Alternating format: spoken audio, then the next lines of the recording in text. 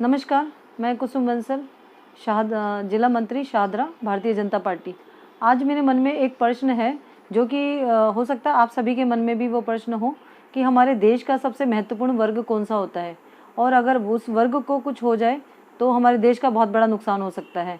जी हाँ, आप सही समझ रहे हैं। मैं केजरीवाल सरकार की आबकारी नीति के विषय में बात कर रही हूँ, जो कि केजरीवाल सरकार ने 25 साल से 21 साल युवाओं की शराब पीने की उम्र की है और हर वार्ड में 3-3 शराब की दुकानें खोलने की घोषणा की है। क्या ये सही है? मैं ये जानना चाहती हूँ। केजरीवाल जी, क्या आप दिल्ली का विकास युवाओं को शराब पिलाकर ही कर सकते हैं? इसके अलावा आपके पास कोई और विकास का आधार नहीं है?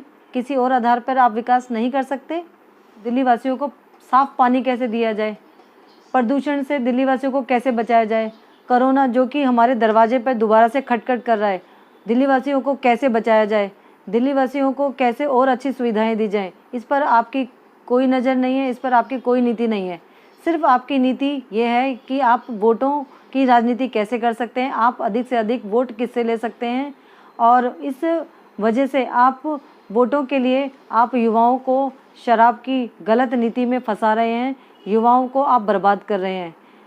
केजरीवाल जी, दिल्ली की जनता ने आपको सत्ता इसलिए नहीं सौंपी थी कि आप देश की जनता के साथ खिलवाड़ करें, युवाओं को आप बर्बाद करें, बल्कि देश की जनता ने आपको सत्ता इसलिए दी थी कि आप उनके लिए कोई विकास की महत्वपूर्ण नीतियां बनाएंगे, उनके लिए विकास का कोई आधार खड़ा करेंगे।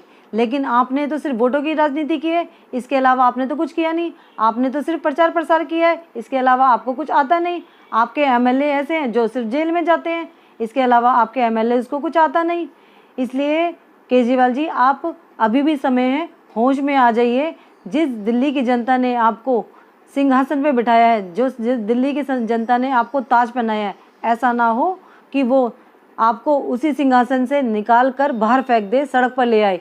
इसलिए अभी भी समय है, आप दिल्ली की जनता के विषय में अच्छा सोचिए और अच्छी नीतियां बनाएं, ना कि दिल्ली के युवाओं को बर्बाद करने वाली नीतियां बनाएं।